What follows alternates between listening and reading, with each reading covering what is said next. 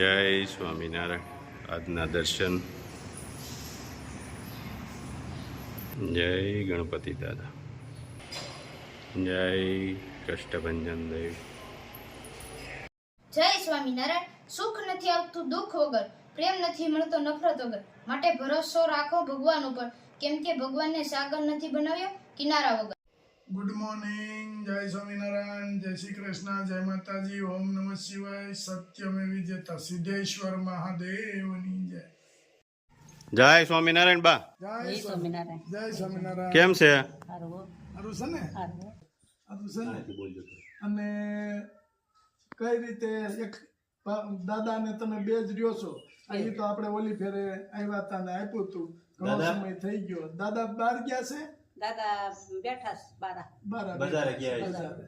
આ પણ ઘેરે ને ઘેરે સમય ન જાય. સમય નો જાય ને એટલે હાલી હગે છે ધીમે ધીમે. નથી હલાતું એટલે જ વાંધો છે. નથી હલાતું.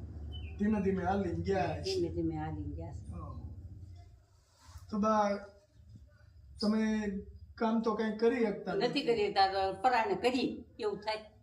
તોય બહારનું તો ન થાય ને. બહારનું જીમનું તો હસોડું નથી કરાતું. ન થાય. ઘરનું ધીમે ધીમે એ પરાણે રોતા રોતા કરી કામ એવું થાય. આ પણ પગની પગની તકલીફ થોડીક છે, શરીરની તકલીફ છે. શરીરની તકલીફ છે. કઈ વાંધો નહીં. તો ક્યારેક બા તમે ઘરમાં કઈ વસ્તુ ઘટતું કરું તું કે કદાચ ન હોય ખાવાનું તે દિવસે હુઈ જાય એમ ન હુઈ જાય. શું કરીએ? શું કરવું? કોઈ રળે એમ તો નથી. કોઈ દીકરાની વાટું નથી. દીકરાની વાટ નથી. દીકરીયું નહીં, વાટ નહીં, કોઈ નહીં. હા. અને દાદા એકલા જ છે. દીકરા નથી, દીકરીઓ નથી, અને ઉંમર થઈ ગઈ છે. હવે કોઈ પણ જાતનું કામ કરી શકે એવી સ્થિતિમાં છે નહીં. ઘર કામ કરવું છે એ ધીમે ધીમે માંડ કરે છે. અને બાઈએ એક આપને ઓલી ફેરે તો બા બિચારા નહોતા બોલી ગયા, પણ આ ફેરે બાઈએ એવું કીધું કે ભાઈ ન હોય આપણે માગી તો ન ગી કોઈ પાસે, અને રોજ બા કોની પાસે કોઈની પાસે માગવા જો મોટા માગતા શરમ થાય કે પટેલના દીકરા આ રોય સામના થઈને બેસી જાય. ના કાંઈ વાંધો નહીં.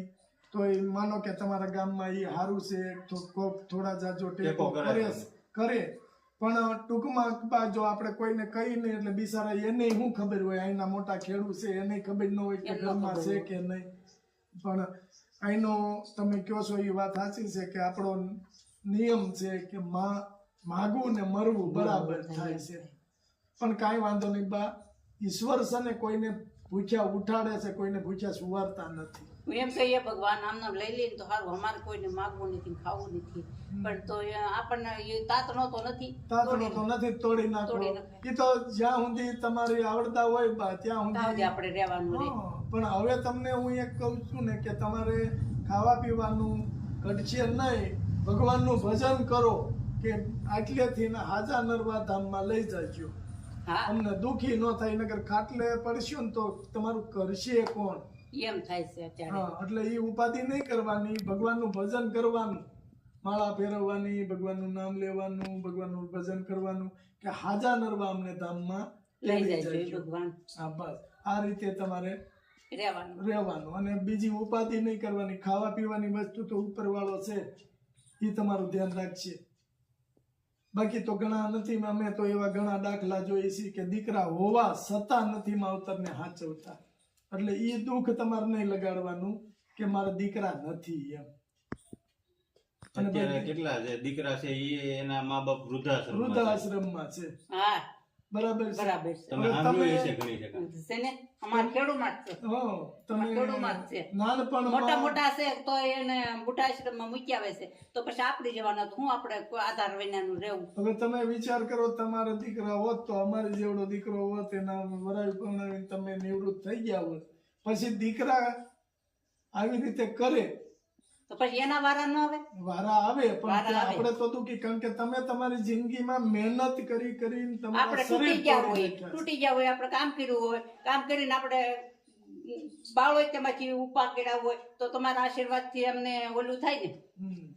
એટલે એમ હું કઉ છું કે તમે હવે તમે જે નાનપણનું કામ કર્યું છે ને એ તમને અત્યારે સાંભળે અને નડતર રૂપી થાય શરીરને. કારણ કે પેલાના ગોડીએ કઈ જોયું જ નથી. રાત ને દી રડો. આપણે દીકરા દીકરા કરીને કરી હા તો આપણે દીકરા સામું જોવે નહીં તો કે બુઢાશ્રમ મૂક્યા ગોઠિયાને હા. પણ એના વાળા એના ન આવે આવે આવે એટલે તમે હું કહું એટલા માટે જ કહું છું કે તમારા દીકરા નથી ને તો કોઈ દુઃખ ન લગાડવું કે મારે દીકરા નથી એટલે મારે મનની અંદર ઓછું નહીં લાવવાનું કે મારે સંતાન નથી એમ. ભગવાન જે કાંઈ કરે છે ને એ હારા માટે કરે છે બસ.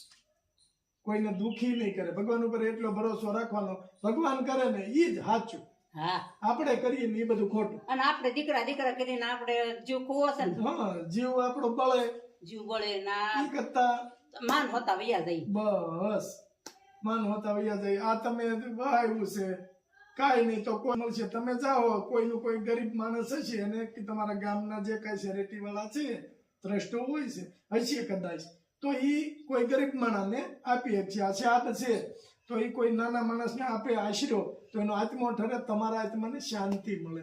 કુદરત પાસે તમે જાઓ ને તમને કે હું થયું કે ભાઈ અમે આશરાનું દાન કરીને આવ્યા છે. હા એટલે જીવ ભર્યો રાખવાનો કે મારી ઘરે રે એ સુખ શાંતિથી રે. હા. જીવ ભર્યો રાખવાનો આપણે અને ભગવાનનું ભજન કરવાનું ખાસ. એટલે તમારે કોઈ દિવસ તમે દુઃખી નહીં થાવ. કાંઈ વાંધો નહીં, ખાવા પીવાની વસ્તુ અમે બધી લાવ્યા છીએ તમારા માટે.